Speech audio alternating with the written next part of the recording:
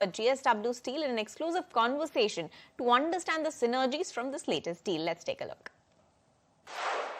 So JSW Steel will be significantly strengthening its balance sheet. We expect about 37,250 crores of deleveraging gross number, and about 32,400 crores of cash coming in.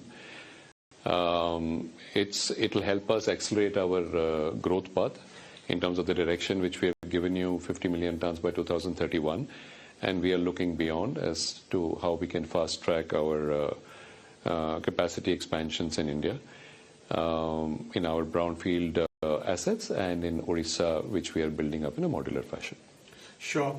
And there will be a 32,000 crore non-debt cash infusion into JSW. How are you planning to use those funds, that cash flow coming into your balance sheet, and how does the deal generate that?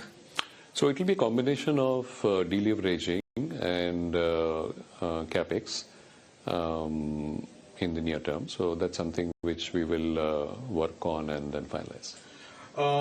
When are you confident of achieving all the regulatory clearances and setting up the joint venture of JFE for the transfer of Bhushan steel business? So part of the transaction will get completed by March. We hope by March 26, subject to regulatory clearances from various authorities.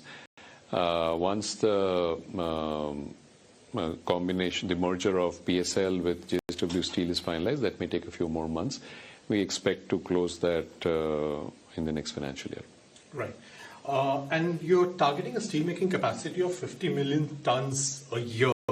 That is by FY31. How does this joint venture help in that objective? And is there a possibility you may surpass your goal and achieve the target before FY31? So the way I think we would like to look at it is that we are very excited about the opportunity which India offers. I think the capex which the government of India is put in place in terms of growth every year over the last few years has been giving the necessary tailwind to the industry to be able to set up capacities to meet the demand. The additional story, I think, which is yet to play out and which is very positive, is the consumption story. The GST reform which was undertaken has been a big benefit to the consumer. It has also been a big sentiment booster because cut in interest rate, cut in income tax, I think along with the GST benefit is all playing into a much bigger consumption story. That will play out both in urban and rural. We are also seeing the construction, the technologies are changing, so you will see more of mechanized constructions coming in, especially in urban. That will not only consume direct steel in terms of the construction, but it will also have more of equipments like where we will supply to the yellow goods.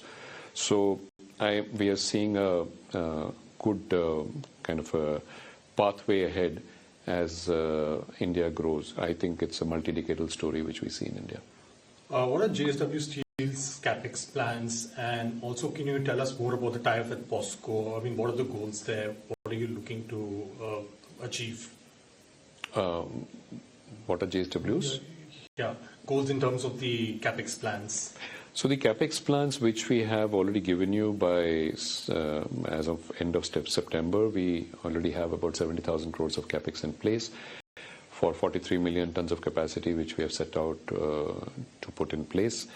That's already in the pipeline, 2 million tons in Vijayanagar by augmentation of the blast furnace and some debottlenecking, and another 5 million tons of capacity which is under construction in Dolvi.